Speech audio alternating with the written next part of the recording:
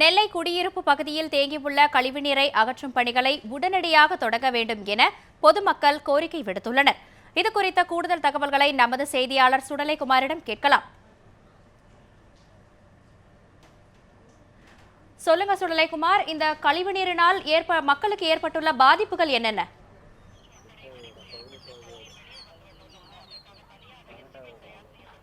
வணக்கம் பானு. அதாவது திருநெல்வேலி மாநகராட்சி பகுதிக்குட்பட்ட தியாகராஜ நகர் இந்த பகுதியில் சுமார் 2000க்கும் மேற்பட்ட குடியிருப்புகள் உள்ளன. இந்த குடியிருப்பில் வசிக்கும் பொதுமக்கள் மற்றும் மாணவர்கள், அதாவது பள்ளி கல்லூரி மற்றும் அரசு அலுவலகங்களுக்கு செல்லும் இப்பகுதியில் உள்ள மக்கள் இந்த பகுதியில் உள்ள இந்த ரயில்வே சுரங்கப்பாதை வழியாகத்தான் செல்ல வேண்டும். ஆனால் கடந்த சில நாட்களுக்கு முன்னதாக பெய்த கனமழையின் காரணமாக இந்த பகுதியில் உள்ள பாதாள சாக்கடையிலிருந்து கழிவுநீர் வீடுகளுக்குள் சென்று அந்த மழைநீருடன் கழிவுநீர் சேர்ந்து இந்த பகுதியில் ஒரு மோசமான நிலை ஏற்பட்டது. இதனை அடுத்து அதிகாரிகள் இங்கு வந்து பார்வையிட்டு இந்த பாதாள சாக்கடையிலிருந்து அந்த கழிவு நீரை அகற்றுவதற்காக ஒரு தனியாக ஒரு வழி ஏற்படுத்தப்பட்டு அந்த கழிவுநீர் இந்த பகுதியாக சென்று கொண்டிருக்கிறது. சுமார் 3 மாதமாகியும் இந்த கழிவுநீர் இந்த சுரங்கப்பாதைக்குள்ளே தான் தேங்கி நிற்கின்றது. இதோ பார்க்கலாம், ஒரு ஆட்டோ ஒன்று இங்கு வர முடியாமல் வந்து கொண்டிருக்கிறது. இதே நிலைதான் கடந்த 3 மாதமாக சுமார் 3 அடிக்கு கழிவுநீரானது தேங்கி நின்றது.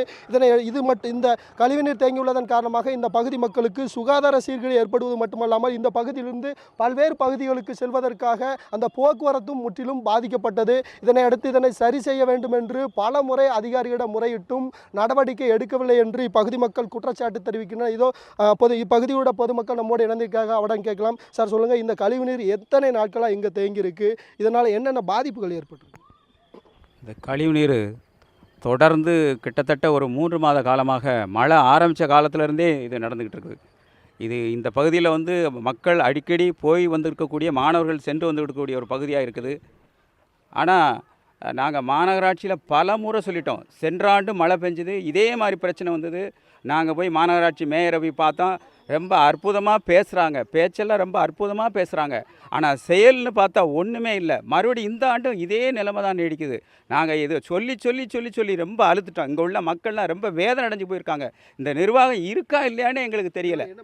பாதிப்பு இந்த பகுதியில் உள்ள மக்களுக்கு வந்து சுகாதாரம் என்பது மிகப்பெரிய சின்ன சின்ன குழந்தைகள் பெரியவங்கள்லாம் வந்து மிகவும் சொல்லனா துயரத்துக்கு ஆளாங்கிற சிக்கன் குனியா இந்த மாதிரியான எல்லாத்துக்கும் இங்கங்கே வந்து மருந்து தூக்கிட்டு போகிறாங்களே தவிர இதெல்லாம் ஒரு பிரயோஜனமும் இல்லை. ஆனால் எல்லாரும் கஷ்டப்பட்டு வெளியே சொல்லுவதற்கு மக்கள் எல்லாம் ரெடியாக இருக்காங்க, கொதித்து கிளம்புவதற்கு ரெடியாக இருக்காங்க. அந்த அளவுக்கு நினைக்கு இருக்குது. ஆனால் மாநகராட்சி நிர்வாகம் அசையவே மாட்டாங்க. மக்கள் இதை என்ன செய்து எழுப்ப வைக்கணும்னு தெரியாமல் நாங்கள்லாம் திணறிக்கிட்டு இருக்கிறோம். மக்கள் மையத்தின் சார்பாக நான் வந்து பேசுகிறேன். சார், நீங்கள் சொல்லுங்கள், எதனால் இந்த பகுதியில் வந்து ஒவ்வொரு மழை காலங்கள்லையும் ஏற்படுதுங்கிறாங்க? என்ன காரணம்? எதனால் இந்த பாதாள சாக்கடையிலேருந்து இந்த கழிவு நீர்கள்லாம் வெளியே வந்துட்டுருக்கு? ஏற்கனவே சிவந்திப்பட்டி மெயின் ரோட்டில் இருந்து அண்டர் கிரவுண்டு ட்ரைனேஜ் என்று சொல்லக்கூடிய பாதாள சாக்கடை அங்கே வந்து ஹைட் அதிகம்.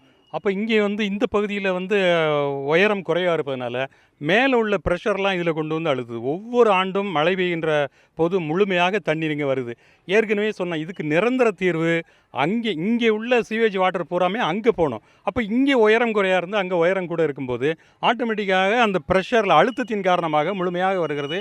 சற்று ஏறக்குறைய ஒரு 5000 பேருக்கு மேலே அங்கே போயிட்டு வந்துட்டு இருக்கக்கூடியதுக்கு இது நிரந்தர தீர்வு என்பது அந்த அண்டர் கிரவுண்டு ட்ரைனேஜ் என்ற பாதாள சாக்கடையை அங்கே உயரத்தை குறைத்து அதை உயர்த்தி இதனுடைய இங்கே உள்ள உயரத்தை அதிகப்படுத்தக்கூடிய நிரந்தர தீர்வு செய்தால் மட்டுமே இதற்கு நிரந்தர தீர்வாகும். அதுக்கு போக இப்போ நாம் நின்று கொண்டிருப்பது எக்ஸிஸ்டிங் ஓடை.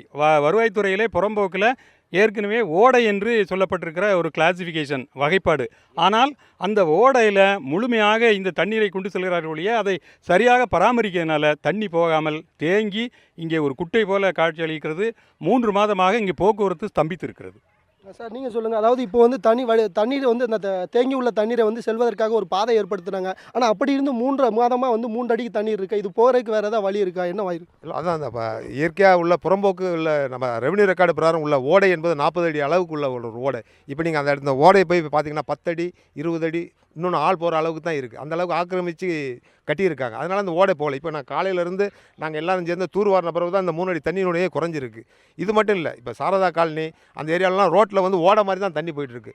இந்த தியாகராஜ நகரை பொறுத்தவர அளவுக்கு எல்லாருமே ஒழுங்காக வரி கட்டி தீர்வைகள் செலுத்தி எல்லா அரசு ஊழியர்கள் என்பதனாலும் நடுத்தர மக்களும் இருக்கிறதுனால ஒழுங்கான தீர்வைகளும் வரிகளையும் செலுத்திட்டு இருக்காங்க. ஆனால் அவங்களுக்கு எந்த விதமான முனிசிபாலிட்டியிலேருந்து கார்பரேஷன்லேருந்து எந்த விதமான சலுகைகளோ அதாவது அத்தியாவசிய உதவிகளோ இது வரைக்கும் அவங்க தரல. பல முறை நாங்கள் குரல் கொடுத்தோம்.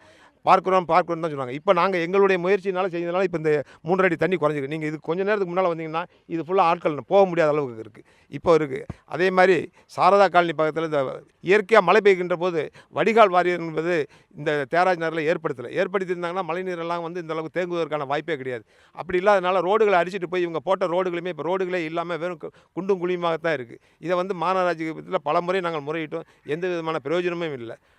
பாதாள சாக்கடை வந்து இந்த பகுதியில் முழுமையாக செயல்படுத்தப்பட்டிருக்கா? மழை காலங்கள் இது போன்ற தேங்கி நிற்கிற தண்ணீர் வரும்போது மாநகராட்சியிலேருந்து இது வரைக்கும் நடவடிக்கை எடுத்திருக்காங்களா? அதாவது மாநகராட்சியை பொறுத்தளவுக்கு இந்த தியாகராஜனுடைய மேற்கு பகுதியில் மட்டும்தான் பாதாள சாக்கடை போட்டிருக்காங்க. கிழக்கு பகுதியான டிவிஎஸ் நகர், கேடிசி நகர், ராஜகோபாலபுரம், குமரகேசன் காலனி, ஜாய்பாபா காலனி, இந்த மாதிரி பல காலனிகள் இருக்குது. அந்த காலனிலாம் பணம் வாங்கியிருக்காங்க. என்னன்னா அந்த பாதாள சாக்கடைக்கான எந்த ப்ரொவிஷனும் கிடையாது. அதனால் அங்கெல்லாம் வந்து குட்டைகள் போல் தான் தண்ணி தேங்கி நிற்குது. ரோடுகளும் கிடையாது பல இடங்களில். இந்த மாதிரி இருக்குது. ஹசரபானு, பொதுமக்கள் கூறிய கருத்துக்களை கேட்டிருப்போம். திருநெல்வேலி மாநகராட்சி பகுதியில் உள்ள அனைத்து வார்டுகளிலும் இந்த பாதாள சாக்கடை திட்டத்தை முழுமையாக செயல்படுத்தினால் மட்டுமே இது போன்ற குறைபாடுகளை நீக்க முடியும் என்பது இப்பகுதி மக்களின் கருத்தாக இருக்கின்றது.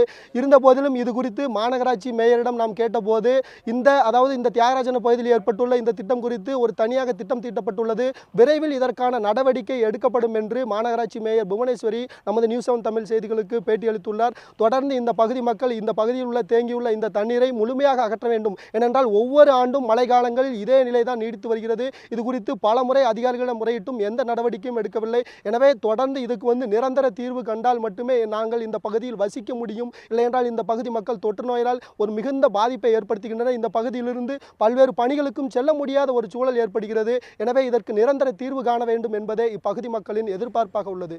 ஹசரபானு.